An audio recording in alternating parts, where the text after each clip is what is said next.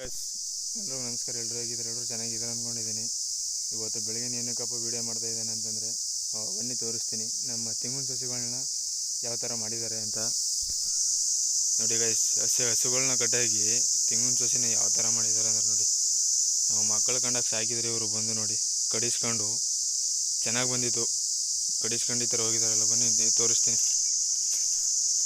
ಇಲ್ಲೆಲ್ಲ ಆಲ್ಮೋಸ್ಟು ಹುಲ್ಲಿತ್ತು.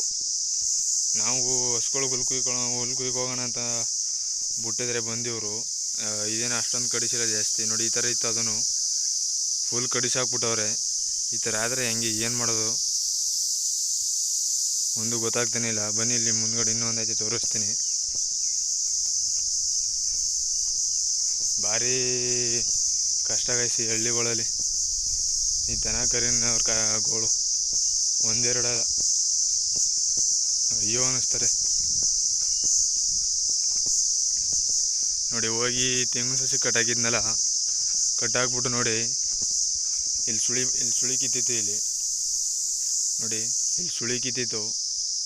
ಈ ಸುಳಿ ತೆಗಿ ಮೇಯ್ಸಾಕ್ಬಿಟ್ಟು ಫುಲ್ ಇದನ್ನೆಲ್ಲ.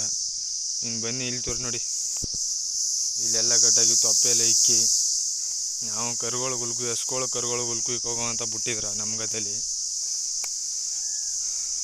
ಇದು ಇತ್ತು, ಇದೇನೋ ಅಷ್ಟೊಂದು ಏನು ಇದು ಮಾಡಿಲ್ಲ.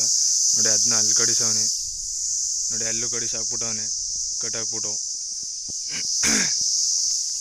ಬನ್ನಿ ತೋರಿಸ್ತೀನಿ.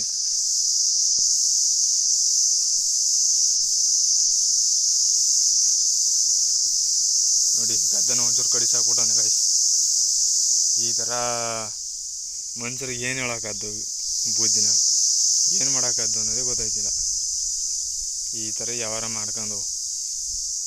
ಸರಿ ಗೈಸ್, ನೆಕ್ಸ್ಟ್ ವಿಡಿಯೋದಲ್ಲಿ ಸಿಗ್ತೀನಿ. ಎಲ್ಲರೂ ವಿಡಿಯೋನ ಪೂರ್ತಿ ನೋಡಿ. ಬಾಯ್.